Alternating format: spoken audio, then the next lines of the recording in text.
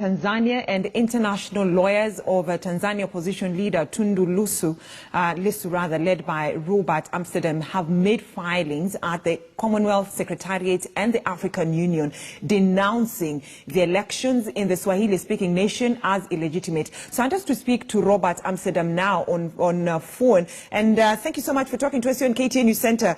So the letter he wrote to those bodies urgently concerns the election rigging could prove escalating violence, changes between protesters and the regime security forces. So what does that mean for Tanzania?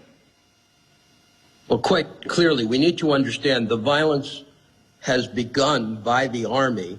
There are all sorts of violence occurring in Zanzibar. We've had 10 murders in Zanzibar. We've had incredible unanimity of people on the ground to massive vote rigging. There is no one outside of a few CCM hacks defending this election. It was a complete farce.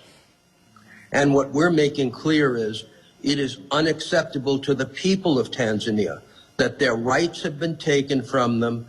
So many hundreds of candidates were denied their right to even enter the campaign. Amnesty has covered this issue in a recent publication called Lawfare, where they denounced the vast number of attempts by Magufuli's party to stop the opposition from even functioning as an opposition.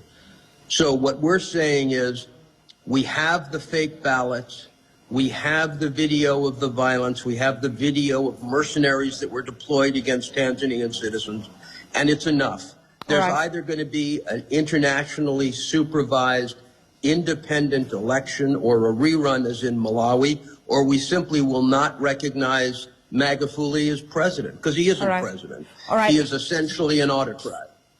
All right, and it's good you're using the right channels, through your client. Your client is using the right channels through you to ensure that Tanzanians get a legitimate president in a legitimate way. However, the opposition leader that you're representing, your client, already called for mass democratic action in retaliation to what he calls as shameless elections.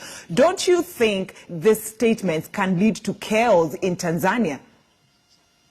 No, let's be really clear. The government's actions lead to chaos.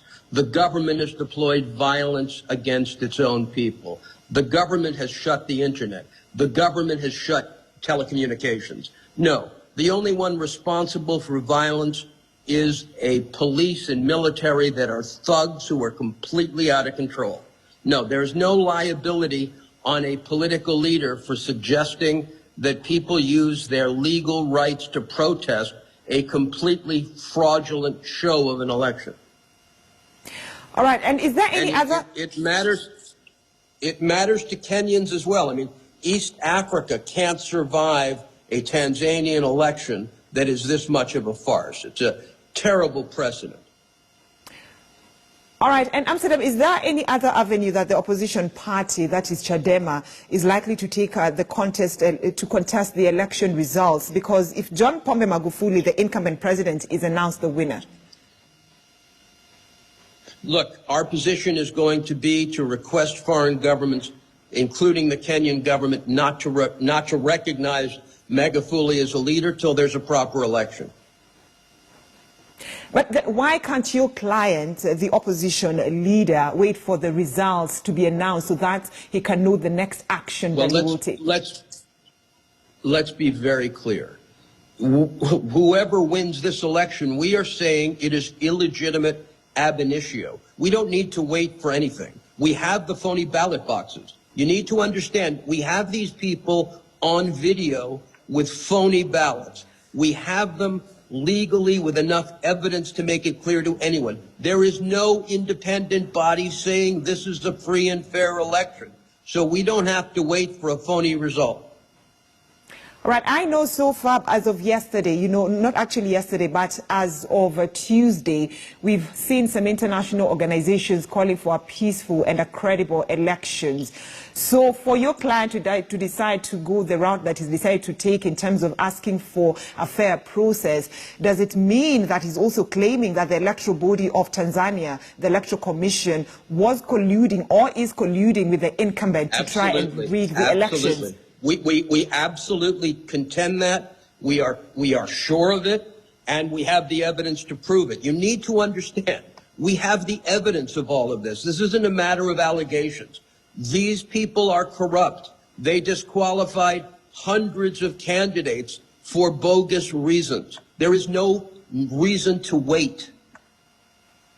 And how confident are you that you will get the justice that your client wants and that his supporters want through the AU and the Commonwealth Secretariat? Let's be very clear. TUNDU LISU has come back nearly from the dead to fight this election. Believe me, the fight now is much less of a trial for him than coming back from 16 gunshot wounds. We are very optimistic. All right. Thank you so much. That is Robert Amsterdam, the lawyer, the international